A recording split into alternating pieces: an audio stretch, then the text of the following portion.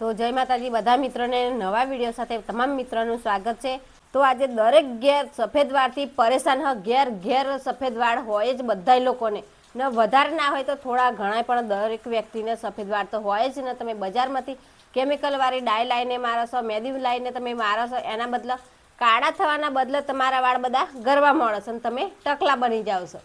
ને હજારો લોકો શું કરે છે, પાર્લરમાં જઈ જઈને મોંઘા મોંઘા ખર્ચા કરે છે, લાખો રૂપિયા બગાડે છે ને ડાય મરાવે છે ને કેમિકલ વાળી મેદી પણ લગાવે છે તો પણ કશું ફરક પડતો નથી। વાળ એમના કાળા થતા નહીં ને સફેદ જ રહેશે। 2 દિવસ કાળા રહેશે ને પછી પાછા સફેદ થઈ જાય છે। તો આજે આપણા ઘરના જ 2 થી 4 વસ્તુ એવું છે કે એનાથી આપણા સફેદ વાળ કાળા બનાવવાના છે ને કઈ રીતના બનાવશે એ પણ હું તમને વિડીયોની અંદર બતાવી દઉં છું। 2 થી 4 વસ્તુ આપણે લીધી છે।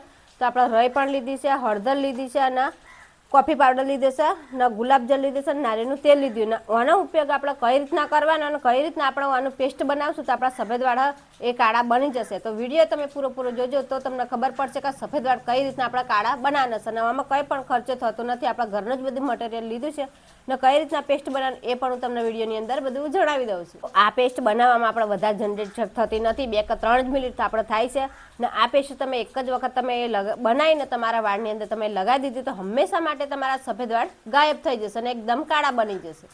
તો આપણે સગડી આણી લાવી દીધી છે ને આપણે દેવતા પણ સળગાવી દીધી છે અને લોડી પણ આપણે આવી એક મૂકી દીધી છે ને આપણે તેના માટે આપણે પહેલાં તો શું કરવાનું છે, આપણે 50 ગ્રામ જેટલી રઈ લેવાની છે, કાળી રઈ લેવાની છે।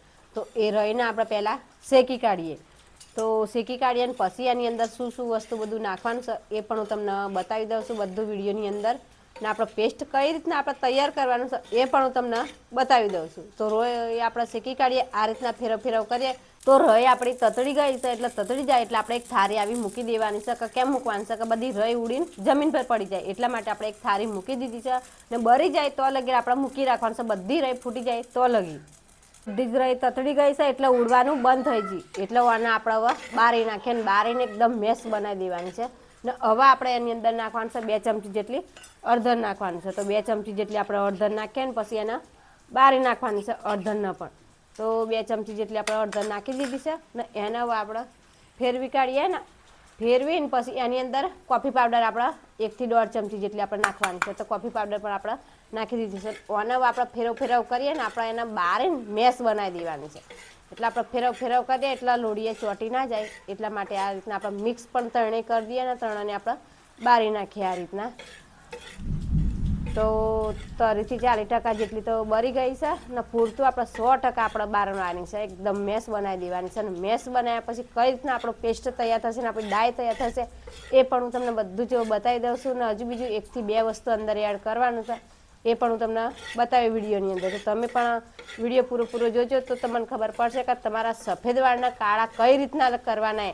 તો આપણે ઘરનું જ બધું મટીરિયલ આપણે ભેરું કર્યું છે, કશું આપણે બજારનું લાયા નથી ને તમે જો ચૂલા પર તમે આ રીતના બારતા હોય તો આપણે થોડો જ દેવતા બારવાનો, એકદમ ફૂલ ફાસ આપણે દેવતા બારવાનો નથી ન કે ફૂલ ફાસ બારીએ તો એકદમ જ બધું બરીને સાફ થઈ જાય। તો આ રીતના આપણે મિક્સ કરેલું 3 વસ્તુ રઈ મિક્સ કરેલી, હળદર મિક્સ કરેલી ને કોફી પાવડર મિક્સ કરેલું 3 મિક્સ કરેલું તો આ રીતના આપણે બારી નાખ્યું છે ને કે વાટકીની અંદર આપણે એને કાઢી લેવાનું છે ને વાટકીની અંદર કાઢ્યા પછી આપણે કઈ રીતના આપણે પેસ્ટ બનાવવાનું, હજુ આપણું પેસ્ટ તૈયાર થયું નથી તો પેસ્ટ કઈ રીતના બનાવવાનું એ પણ હું તમને બતાવી દઉં છું નક્કી।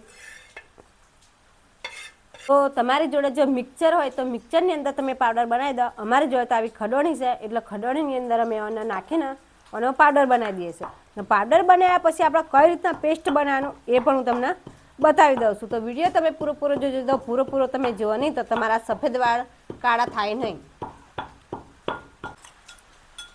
તો આપણો પાવડર વટાઈ ગયો છે તો કેવો વટાય એ હું તમને બતાવી દઉં। તો એક વાટકીની અંદર આપણે કાઢી લઈએ તો પાવડર સરસ એકદમ વટાઈ ગયો છે, કેમ કે આપણે ગરમ કરેલો એટલે જે હવા તે બધી ઉડી ગઈ ને આની અંદર હજુ શું અંદર નાખવાનું છે એ પણ હું તમને આ વિડીયોની અંદર બતાવી દઉં। તો વિડીયો તમે પૂરો જોજો। તો આ રીતના આપણે પાવડર બનાવી દીધો છે ને એની અંદર હવે શું નાખવાનું છે એ પણ હું તમને જણાવી દઉં છું। તો આની અંદર હવે આપણે નાખવાનું છે ગુલાબજળ।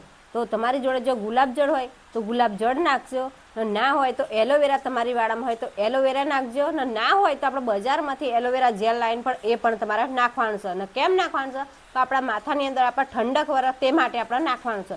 તો 1 થી 1.5 ચમચી જેટલું આપણે ગુલાબજળ નાખી દઈએ ને ગુલાબજળ કો ગમે તે એક તો અવશ્ય તમારે નાખવું જ પડશે. એટલે આપણે આટલું આપણે ગુલાબજળ નાખી દીધું છે ને એને હવે આપણે મિક્સ કરી દઈએ. ને આપણા માથાની અંદર બહુ જ ઠંડક આપશે. આપણે ગુલાબજળ નાખશો કોઈ એલોવેરા નાખશો કોઈ એલોવેરા જેલ નાખશો તો બહુ જ ઠંડક આપશે આપણા માથાની અંદર. તો આ બેમાંથી તમે ગમે તે એક વસ્તુ તો તમારે નાખવાનું છે ને તમે નહીં નાખો તો ડાય બને નહીં. એટલે આપણે આ ગમે તે ગુલાબજળ કે એલોવેરા તમારે નાખવાનું છે તો આપણી ડાય બનશે. ને આપણે નાખી દીધી છે. આની અંદર હવે આપણે નાખવાનું છે નારિયેળનું તેલ. તો બધામાં બધું તેલ કરતાં સારામાં સારું નારિયેળનું તેલ. તો નારિયેળનું તેલ આપણે એની અંદર નાખીએ ને આ તેલ પછી આપણે આપણા માથાની અંદર આપણે નાખીએ ને તો આપણા માથાની ખોપરીની અંદર આપણે ઉતરે એ તેલ.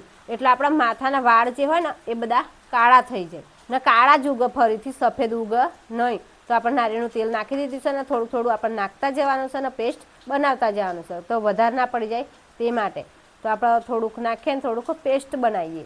તો માપનું મીડિયમ જ થઈ જાય, બહુ ઢીલું ના થઈ જાય કે બહુ કડક ના થઈ જાય એ રીતના.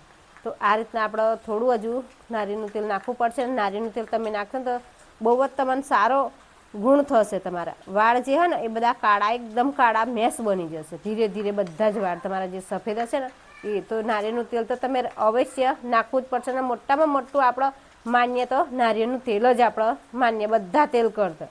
તો આપણે જબરજસ્ત આપણી ડાય એકદમ કાળી ભમ્મર જેવી ડાય બની ગઈ છે. તમે વિડીયોની અંદર જોવો છો કે ડાય કેટલી જોરદાર બની ગઈ છે.